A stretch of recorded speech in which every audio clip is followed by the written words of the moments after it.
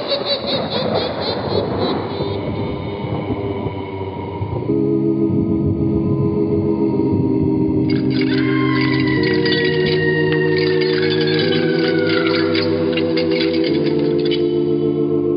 Mysterious Old Radio Listening Society podcast.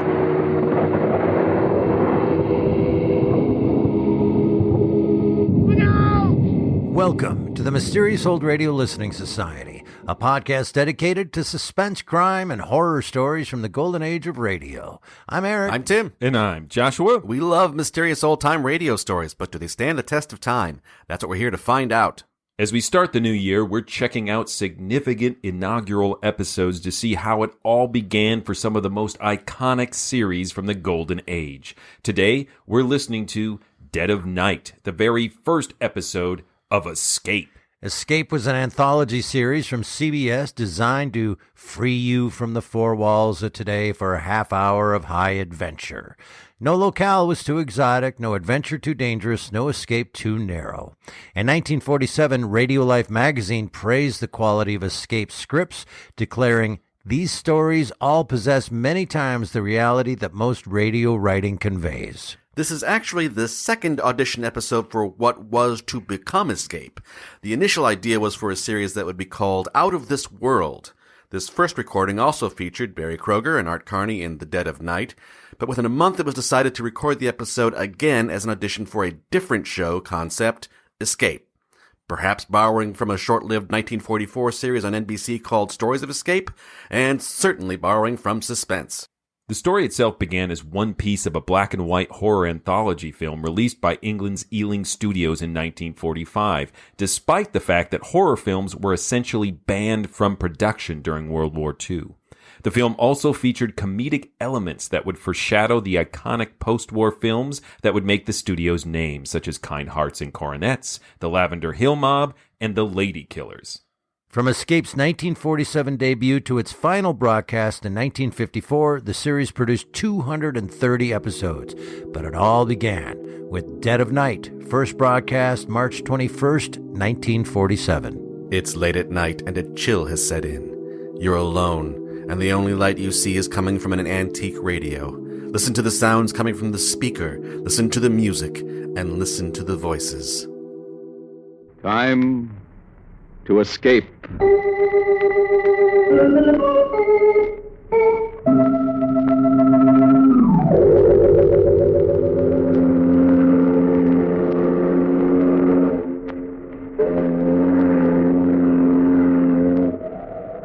Escape from now, from here, from yourself. Columbia invites you to voyage into the realms of the imagination. Each week we present adventures of men and women who escape into the misty land between the credible and the incredible.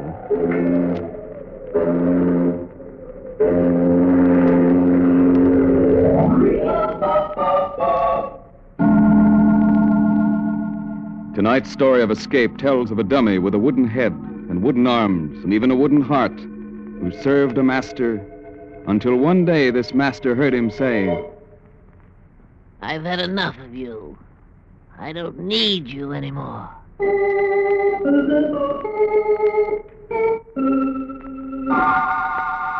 Escape now into the strange adventure of Eric Hickson and his dummy, Toby.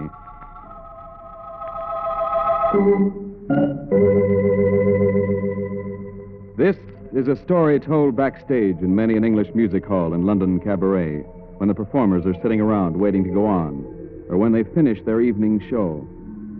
Nobody ever knew very much about Eric Hickson, though many of the turns had played on bills with him. Mostly small-time acts, for it was only at the end of a long, difficult trail that Hickson reached the fashionable West End. It was the night after Hickson's opening at the Kit Kat Club. The act which preceded his was just finishing. But instead of taking his position in the wings, Hickson was still sitting in his dressing room. On his knee was his partner, Toby, a small wooden ventriloquist dummy with a painted face. I say, Hickson, what's holding you up? You're on in a minute. Are we? Of course you are. We've got a splendid house out there, and I want to introduce you. Wait, Piccolo. Well? We can't go on. What? We can't. It's quite impossible. What nonsense is this? You hear the dancers are going off. It's You follow Toby, them. Bigelow. Toby. He refuses to talk. Toby, you're dummy? Yes, I can't get a word out of him. Hickson, what is this? A rib? Certainly not. Well, you're a ventriloquist, aren't you? At least you were last night. Let the customers talk and hold hands. Huh? The stage is just as empty when we're on it. Toby. Hickson, what the devil are you up to? Go on, Bigelow. Get out there and tell them we're not appearing. So your dummy won't talk, won't he? It's the very first time he's spoken all evening, I swear it. Who'd want to say anything ever again after those reviews we got on our opening last night? He knows he's beyond his depth here, Bigelow. He's frightened. Stop this gagging. Of all nights when you should want to be particularly good, with Mel Baxter in the house. Mel Baxter, the American ventriloquist? Yes, the star of the American Wireless. And he married that gorgeous blonde in his last picture. Yes, she's with him at the table out there. What kind of nonsense am I talking to this dummy? Dummy yourself. Go on, big mouth. Get out there and introduce her. I want to see Mel Baxter.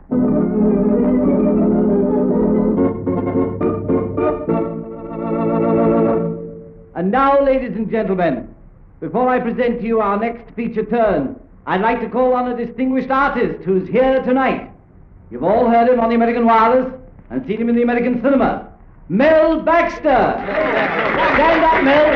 Stand up and enjoy that well-known Kit Kat hospitality. Oh, you very, very nice people. Thank you. Thank you. Always nice to visit London. And isn't that charming lady with you, Mrs. Baxter? That's right. Stand up and take a bow, baby. Hello, everybody. Thank you, Mrs. Baxter. Oh, Mel, did you bring your little pal, Muggsy Martin, along on this trip? No, I didn't. The little toothpick gets seasick. Oh, what a pity. Yeah, it is. He says every time he sees me, he gets seasick. Well, that gag's aged in the wood, but so's Muggsy. Well, I'm sure Mrs. Baxter is a much pleasanter burden on your knee, Mel. Thanks ever so much, and have fun. And now, ladies and gentlemen, I want to bring on an act that should make our American visitor feel lonesome for the missing Muggsy Martin. Our own British ventriloquist, Eric Hickson, and his talking timber, Toby!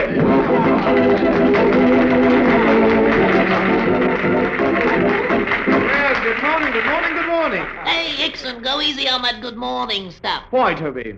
That man over there looks like the truant officer. Oh, that shouldn't trouble you, Toby. You've been a very good boy, haven't you? Oh, yes, but I'm not in school. Do you mean to say you've left school? Oh, yes, appendicitis, you know. You left school because you have appendicitis? I don't have it. Can't spell it. You know, Toby, I saw a very strange sight the other day. Oh, dear. Must we go on? Toby, I said I saw a very strange sight the other day. All right, I'll go along with the gag. Talk about Muggsy Martin's jokes being aged in the wood. Toby. Let's get on with it. You saw a very strange sight the other day. What was it? 12 men standing under one umbrella, and not one of them got wet. And why not? It wasn't raining. Did you hear that laugh, Hickson? They're forcing themselves to laugh. Do you blame them, Mr. Baxter? Toby, leave Mr. Baxter out of this. Leave me alone, Hickson. What about it, Mr. Baxter? Don't you feel sorry for me having to play along with Hickson's old jokes? Well, now, Toby, I don't know. I have great respect for old jokes. Old jokes are not to be laughed at. In fact, one of my favorite jokes is the old one about the man whose name was Joe Hitler, and he wanted to change his name. So the judge asked him what he wanted to change it to, and he said George Hitler, because he was tired of people saying to him, "Hello, Joe, what do you know?" Oh, dear me. Is that strange sound laughter, Hickson? Yes. Thank you very much for your valuable contribution, Mr. Baxter. Oh, not at all, Mr. Hickson. I was just standing here with 11 other guys waiting for you to borrow another umbrella. I suppose all your gags are original, Mr. Baxter. But of course, it's a gift. And I've no doubt that you hang up your stockings for them every Christmas. Sure. And I always get sock gags.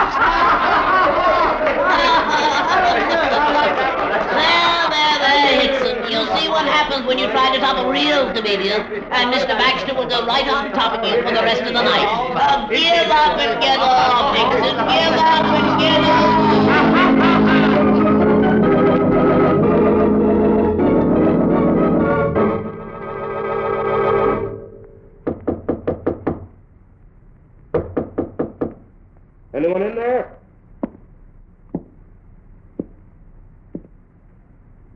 Who is it?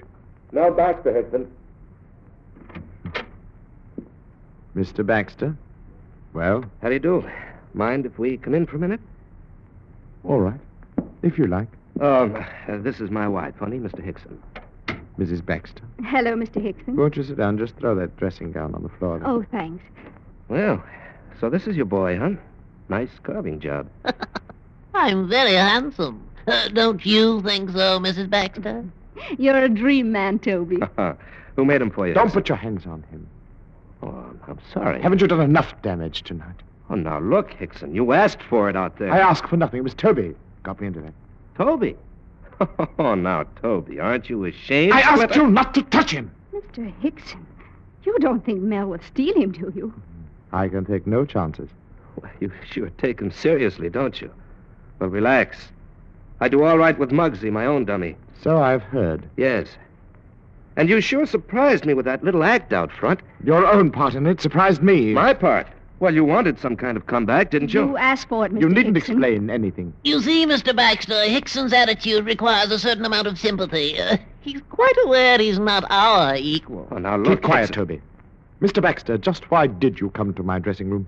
Well, professional courtesy. If you've come here to make some sort of a bargain to buy Toby, it's no use. You can never have him. Now, wait, Hickson. Yes, wait, Hickson. I won't have it, Toby. Never, never. Whatever the Baxters have to say to me is my affair. Why don't you pretend you're a gentleman and make a graceful exit? Oh, really, Toby, if you're trying to make me look ridiculous. I'm succeeding. Yes, I know. Now go on over behind the screen and get your makeup off. Very well, but I warn you. Beat it. Pay no attention to him, Mrs. Baxter. I don't. I don't understand. This fellow's amazing. No, not at all. He's stupid, really. Constantly interfering in my affairs. Mrs. Baxter, now that we're alone, may I tell you something? Something I'm sure you've heard before. Well, what is it, Toby? You're very beautiful. I'm very fond of you, Mrs. Baxter. And whatever Hickson thinks, you're really a very nice woman. Oh, now, look here. Mel, I don't like this. Hickson. Yes? Come out here. Well, what is it? Just how far do you want to carry a gag? A gag? Either you apologize to my wife... Apologize or... for what? Really, Mr. Baxter, I don't know what you're talking about. Mel, let's leave. You're not going to leave me, are you, Mrs. Baxter? Please don't. Oh, you're a very funny guy, Hickson. Take me with you, Mr. Baxter. I just want to be near her. If you're afraid I'll make love to her, you needn't worry. I will. Okay, Hickson, you asked for it. No, Mel, don't hit him. Don't hit him. Oh, Mel. Mel, why did you do it? Here now. Well, what's going on? I don't know what's eating this guy. A gag's a gag, but he doesn't know when to stop. He looks a bit done in. Well, he had it coming to him. Glad he didn't break the dummy when he fell. Yes, that would have been a shame. He's such a cute little fella. Oh, and you do care what happens to me. I love you, Mrs. Baxter. I love you.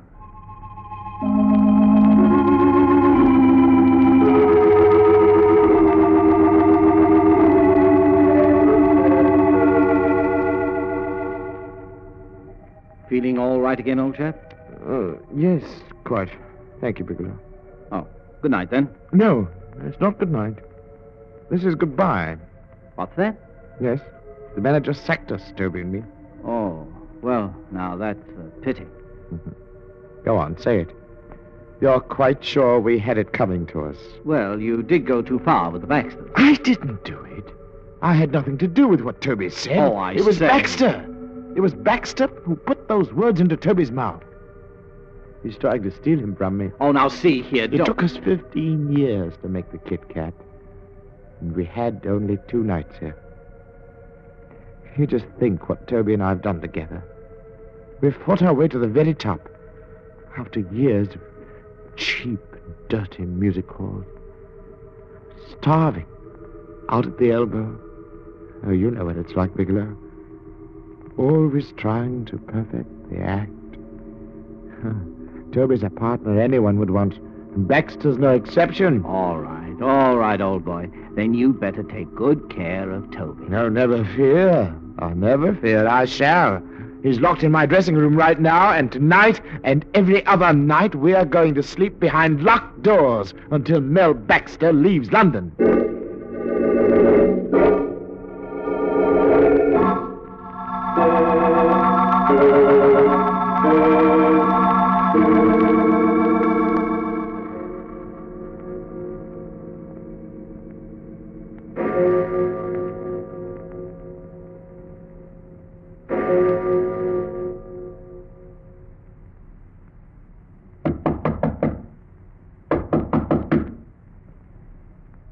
Who's there? Baxter, I want to talk to you. Mel, be careful. It's Hickson. And the door isn't locked. Where is Toby? Get out, Hickson. I've come for Toby. Where is he? You've stolen Toby from me, and I've come to take him back. I haven't seen your dummy since we were in your dressing room tonight. You lie! You came and stole him from me whilst I was asleep. Sure. I never travel without my burglar tools. Now listen, Hickson, I only knocked you down before, but this time I'm going to finish a job. Mel! I'll handle this my way, baby. No, Mel, look. On the floor. What? On the floor at the foot of my bed. Toby! What? Oh, Claudia, how did... Toby, there you are. I found you. Oh, my poor little Toby. He kidnapped you. Now, look, Hickson, I haven't the slightest idea how your dummy got here. Toby, Mel, speak look to how me. he's shaking that awful thing. Wake up, Toby. He's trying to wake it up. Oh, come now. You're not deceiving me. You know I'm here. Go away and leave me alone. I'm through with you, Hickson. I can't stand it, Mel. Easy, baby. Now, look here, Hickson. Maybe you're ill or mad or something. Ill? You took Toby away from me, and you say I'm ill? I didn't take him. You brought him here. You must have. Maybe while you were walking in your sleep. Mel, he's got a gun. He won't shoot. Come with me, Toby. We're going home again. No, Hickson, I won't go with you. I'm going to stay here forever. What? This is some trick. Baxter, you've influenced him against me. You're putting words into his mouth. Oh, look, Hickson, will you relax? I tell you I had nothing to do with this. I couldn't have. Nothing to do with it? You're a devil, Baxter. You tried to steal Toby away from me, and now you're trying to drive me mad. Hickson, will you listen to reason? No! No, I won't listen to reason. I won't. Oh, you beastly man. Toby, Pick up this gun before I hurt somebody with it, baby. You I've don't. got it, Mel. Say it's not Now, true. stay where you are, Hickson. What? Oh, no. Oh, no, I'll do nothing of the sort. You're insane. Hickson, you're the one who's sick. I'm trying to help you. Help me! You're trying to take Toby away from me. Look, will you let me get a doctor for No! You fool! You'll never get Toby away from me. I'll take him where you'll never see him again. Never! Hickson! Claudia, that man's desperately ill. We've got to get a doctor.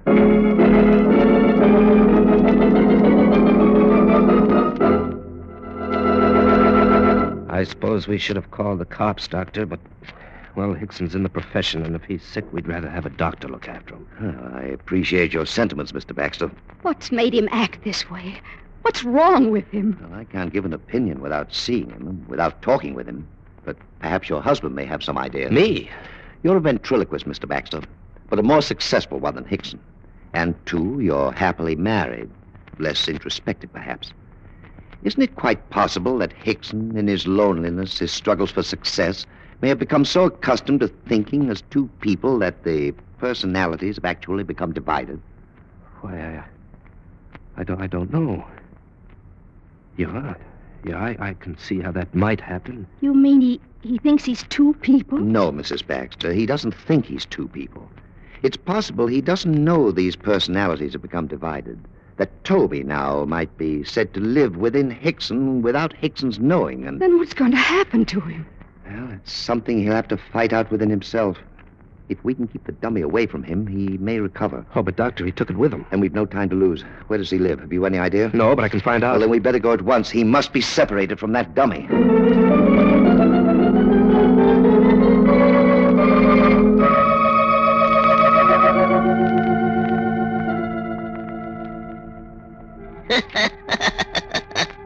Oh, here you are, Hickson, right back where you started. Be quiet, you fool. Be quiet. You can't keep me quiet. You never could. Where would you have been if I'd kept quiet? How can you be so ungrateful? I made you what you are. You made me. Until I came along, you were very small time, Hickson. Very small time. You've forgotten that you're nothing but a lifeless, useless stick of wood without me. A lifeless, useless stick of wood, am I? It was I she liked, not you. It was I Mrs. Baxter spoke kindly to. It was I she smiled at, not you. But you wouldn't even be here without me. A lifeless, useless stick of wood. You couldn't even get up the nerve to kill Baxter tonight. Kill him? Yeah. Yes, that's it. You wanted me to kill him. Why didn't you kill him? Then she could have belonged to me. I could be with her forever. Oh, you fool. You know that's impossible. You're just saying that. You're jealous. Jealous. Jealous. Toby, please. Don't say these things. It's the truth. You're a weakling, a coward. Toby, I beg you. You mean nothing to me anymore, Hickson. You're weak. No, I'm not. You monster. Oh, more than the mind can bear. I can't stand it. I've got to get rid of you. I'll kill you. I'll destroy you. Hickson, take your hands off me. I'm through with you. Take your hands off me. No, I'll kill you. You vulgar little beast. Hickson, stop. Die, you monster. Break your head. Filthy piece of wood. No. Now, talk back. You little monster. You'll die, you hear? Now tell me I'm weak. You can't kill me, Hickson. No matter how you try, you can't kill me. You're still a failure. I'll show you who's a failure!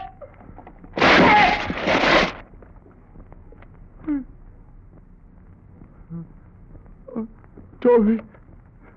Toby. What have I done? Toby, I never meant to. Answer me, Toby.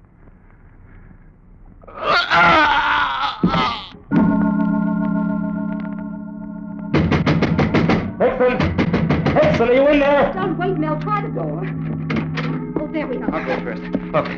There he is, Doctor. Mel, we're too late. Now, easy now. Perhaps he's only fainted. Doctor, look, the dummy. Smashed to bits. I can't believe it's real. Easy, honey, take it easy. Hickson's breathing. He's just out for a minute. Oh, Mel. What'll happen when he comes to? And he realizes what he's done to Toby. Oh, how are you, Hickson? Steady now. You're coming around all right. You see, honey, he's all right. He's opening his eyes.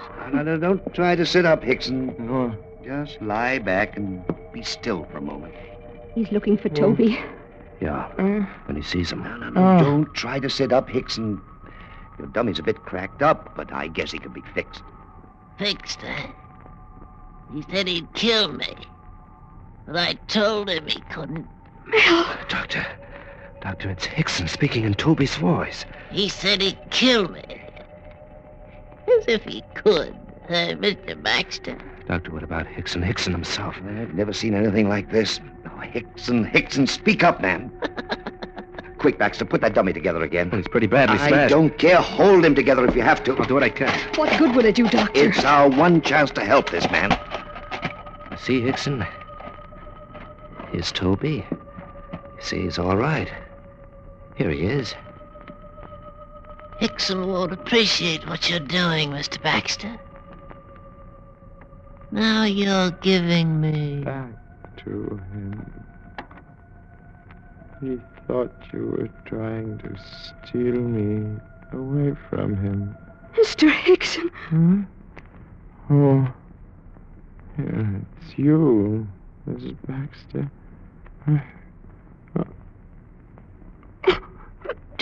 Toby, what's happened to you?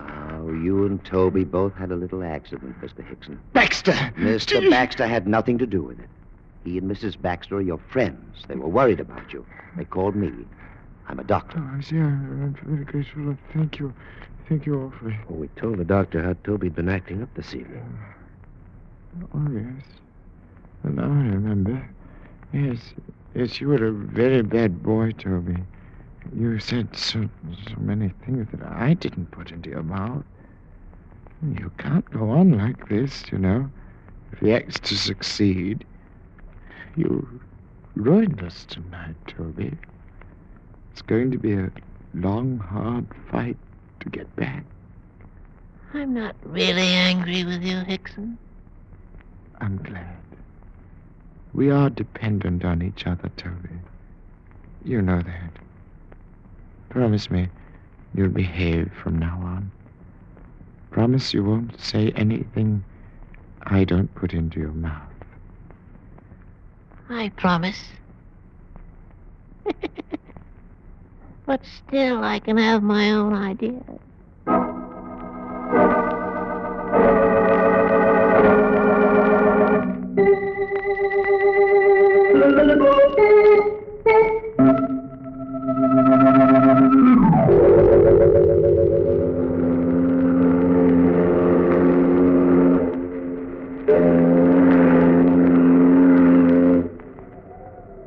Tonight's voyage of escape into the realms that lie between the credible and the incredible has ended. But we hasten to invite you to voyage with us at the same time next week, when we will bring you the strange adventure of a man who searched the Brazilian jungles for a diamond as big as the Ritz. Your ticket for the voyage is merely your desire to join all hands aboard when CBS again presents Escape.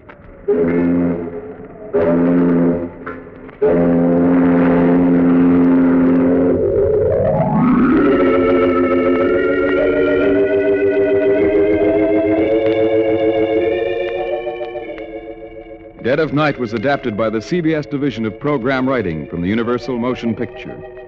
Barry Kroger appeared as Eric Hickson, Art Carney as Toby the Dummy. Escape is a CBS feature production directed by John Mosman. This is CBS, the Columbia Broadcasting System.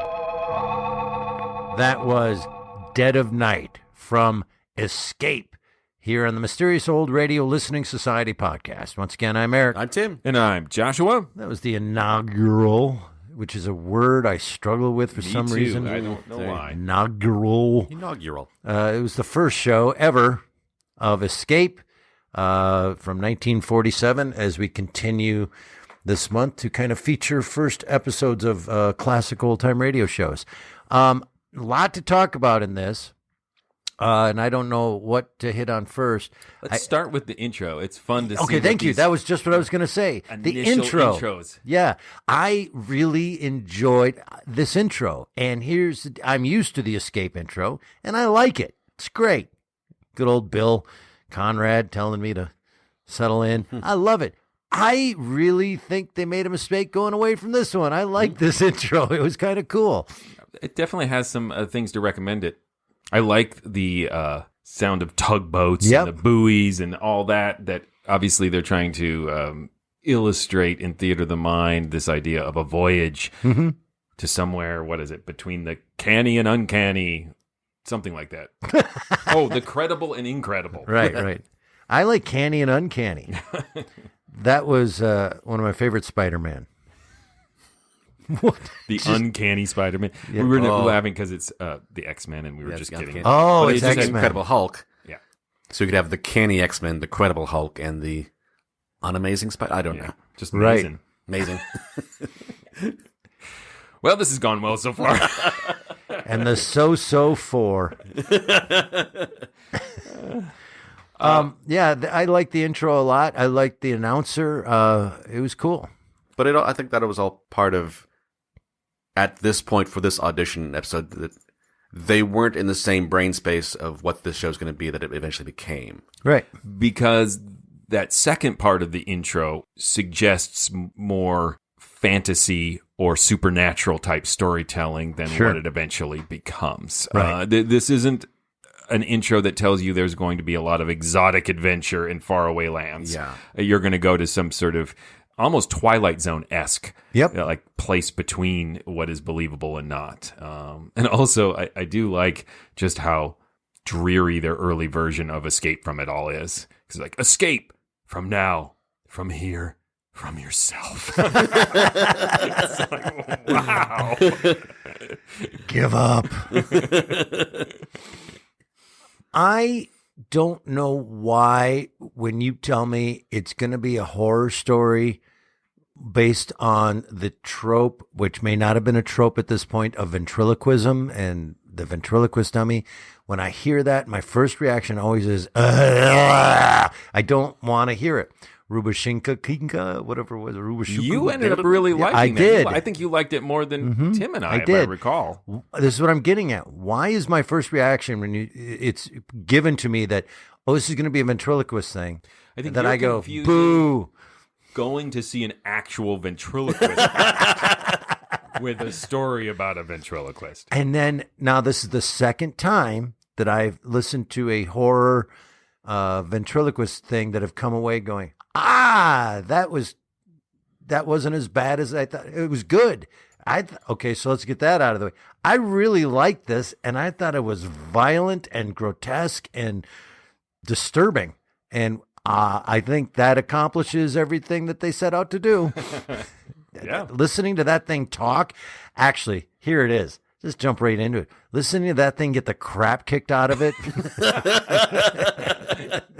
It was cathartic for you? Yeah, it was great. It's fantastic. Yeah, let's vote.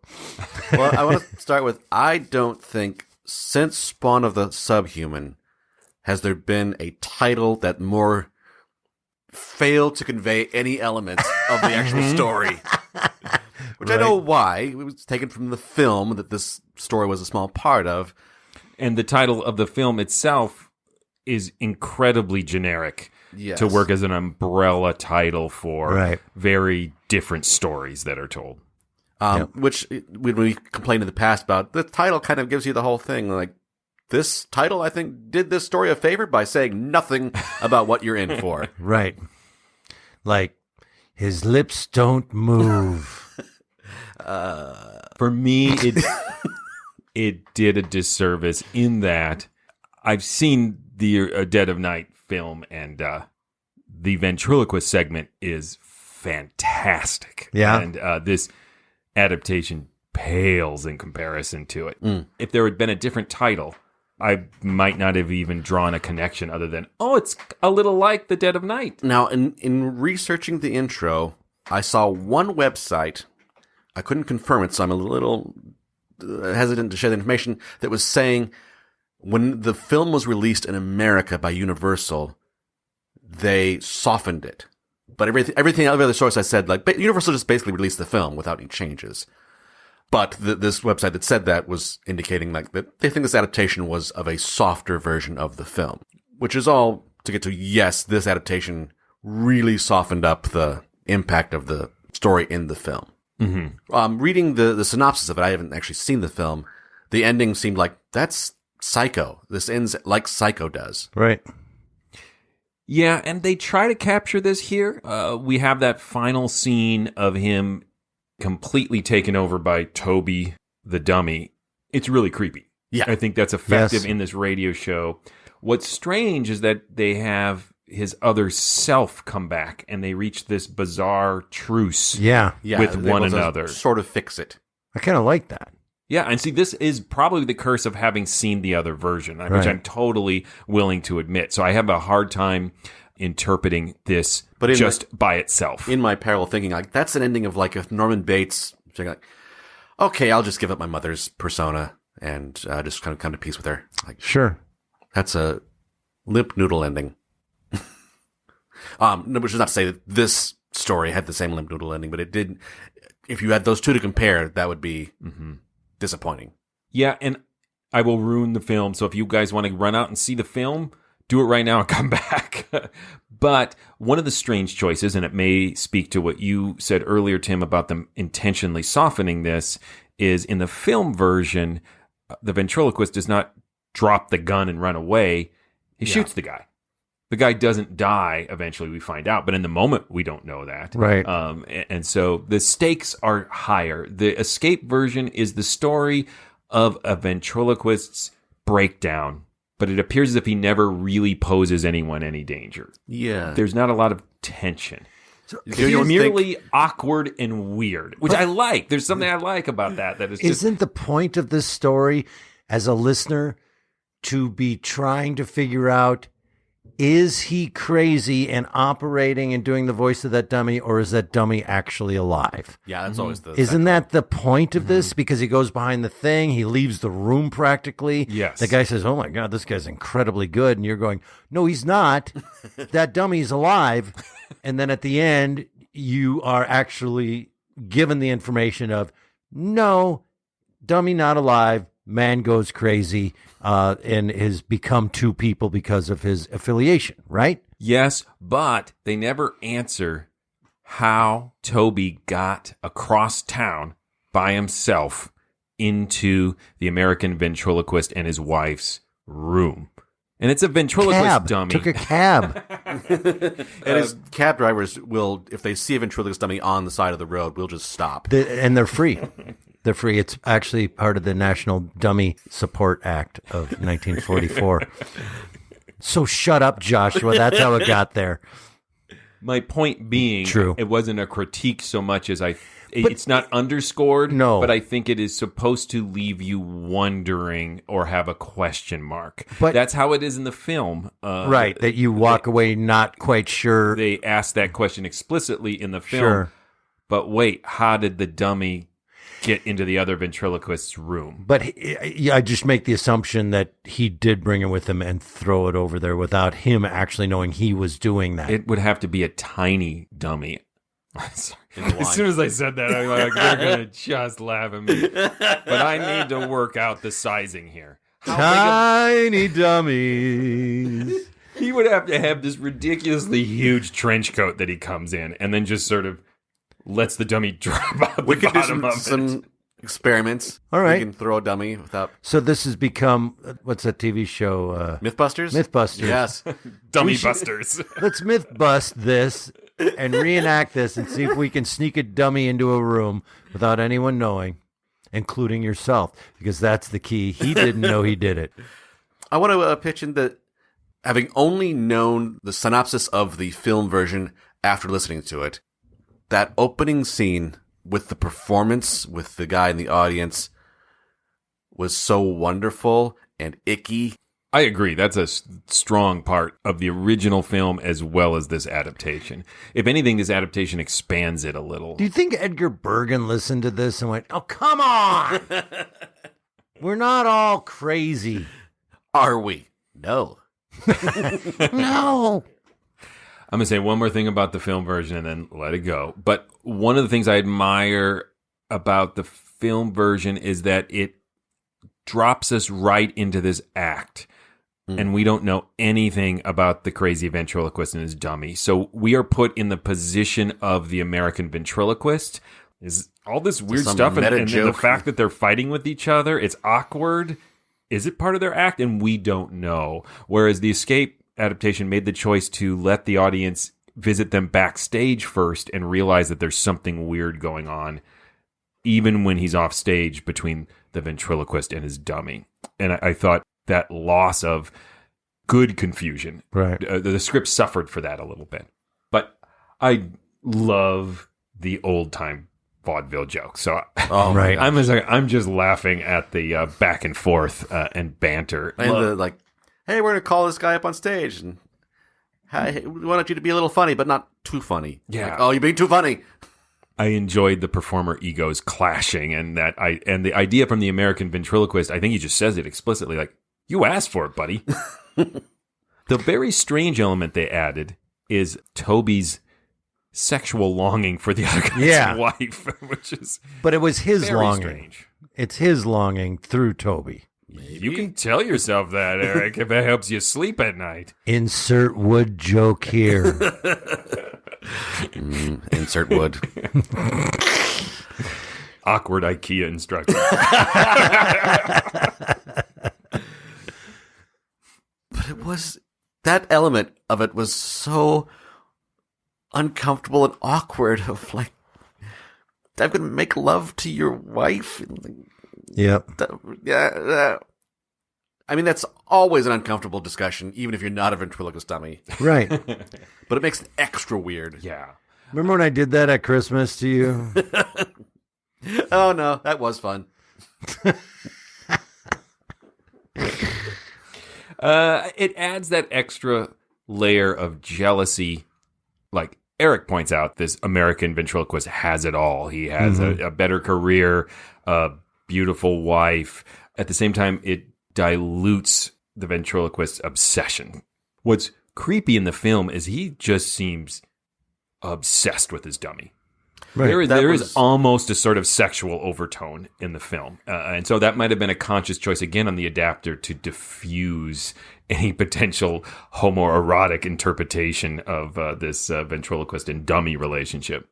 That was the part that I felt like this is good fuel that they don't use in the end of he is so obsessed with they're trying to take my dummy away from me. They're trying to take it. This guy's trying to take it. That the doctor is like, well, we have to separate them. That's exactly what's going to make him totally freak out. Right. You are not a good doctor. I like that it is the American ventriloquist, I'm sorry, I'm forgetting everyone's names, and his wife who realize, oh, this guy's unwell. Right. We should do the right thing and call somebody. And they're so, admirable throughout the whole thing of like coming back afterwards just to check in of like, hey, really enjoyed your show. Want to make sure things are okay. It's in conflict. I'm really admiring the craftsmanship of the dummy. I'm really admiring how good you are at keeping this voice going while you're not in the room. Yeah, it felt like this very authentic performer thing. Like while you're on stage, if someone starts some sort of competition with you or insults you, you feel invited to insult them back, but you kind of want to along. Yeah. Afterwards go, I was just doing what you wanted me to do. Right. Because he was in the business, which, getting the monthly, quarterly, whatever, ventriloquist newsletter. That he felt like, we got to take care of this guy. He's one of us. He's like 1/5 of the ventriloquist artists in the world. I would completely sign up for the ventriloquist newsletter. Do you think like every other paragraph's blank? That you just fill it in? There's just no P's. Okay. That's funny.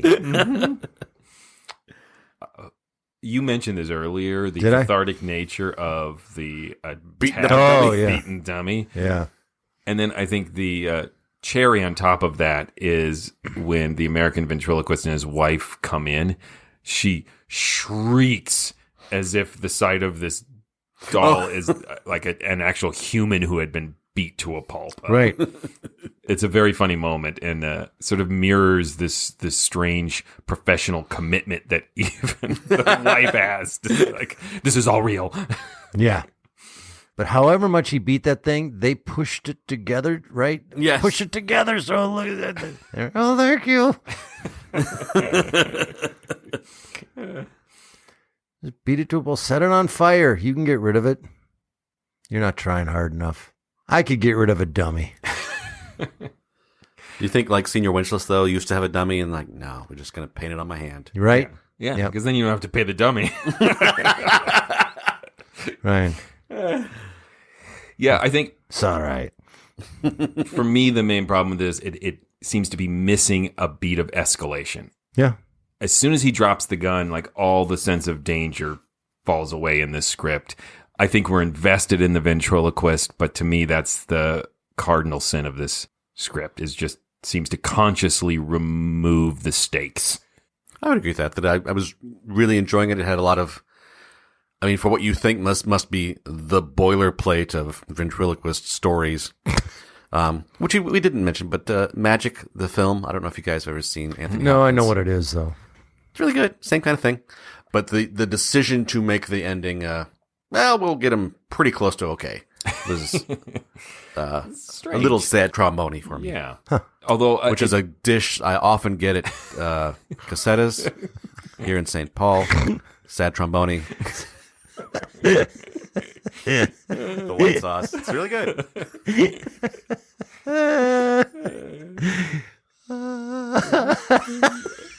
If only. It just comes with garlic bread crust. Should we vote? Sure. I loved it. Nice. I don't think it's a classic. I will say this. Hey, way to come out swinging, Escape. I think that if I was a person who had to make the decision if this should continue, or an investor, or even just a listener, I think this is an first episode is a really great way to come out. No wonder it got the green light. Yeah, I admire the strange choice to adapt one portion of a fairly old film by then for a radio production. I'd be curious to find out more of the history of that, like why that was decided. Was it a producer idea? Was it just a writer who thought this would make a great radio drama, or how this came about? Since it seems to have been somewhat tamped down and censored, did someone initially have the idea, like, I want to do a really faithful adaptation of this film segment, and it just became more and more of a dish of sad trombone. But I'm going off on a tangent, but that tangent really expresses my vote, where I think most of what I find fascinating about this is in its historical context. That this is what started Escape is really a fun, weird thing, and I like it. And I mean, honestly, it had me at the Joe Hitler joke. Right. So I never stopped having fun listening to this. It's really hard not to. I'm not sure it completely works as a standalone piece of suspense. A lot of fun, though. Yeah, that was almost exactly what I was thinking. Like, this is a stands the test of time, like a good episode of Suspense, and it was a good choice on Escape's part to not keep doing that, because Suspense already existed and was doing good episodes of Suspense, to pivot to do what otherwise was not being done at that same high level of expertise, of adventure. Yeah.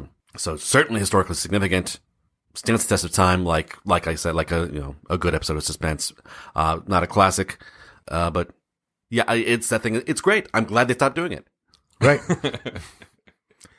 Tell them stuff, Tim. Keep talking. Please go visit ghoulishdelights.com, home of this podcast. You'll find other episodes there, other fun things that the company is doing, a recipe for sad trombone. Find that. Peas, cream sauce, chicken. Or if you want to send us your recipe for sad trombone. Oh, please do. You can also link to our social media pages and to our Patreon page. Yes, go to patreon.com/themorals and become a patron of this podcast. Become a member of the Mysterious Old Radio Listening Society. There's some status in that. Somewhere. If you find it, send that to us as well with your sad trombone recipe. But you'll get all sorts of great perks, like a video of Jim eating a sad trombone.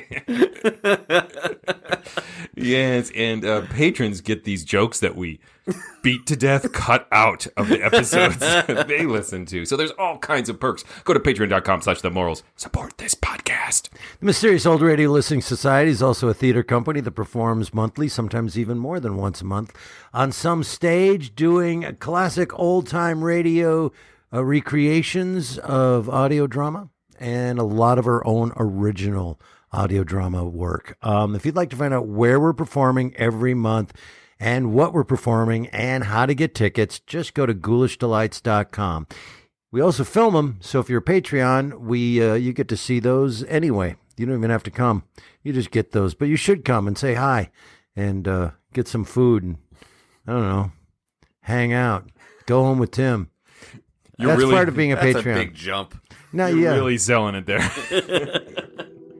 Tim has cookies and stuff. I do. Sad trombone. I will. What's next? Next, we are going to wrap up our visiting of first episodes from classic series with Johnny Dollar's debut episode, Milford Brooks III. Until then... I want to bring on an act that should make our American visitor feel lonesome for the missing Muggsy Martin. Our own British ventriloquist, Eric Hickson, and his talking timber, Toby!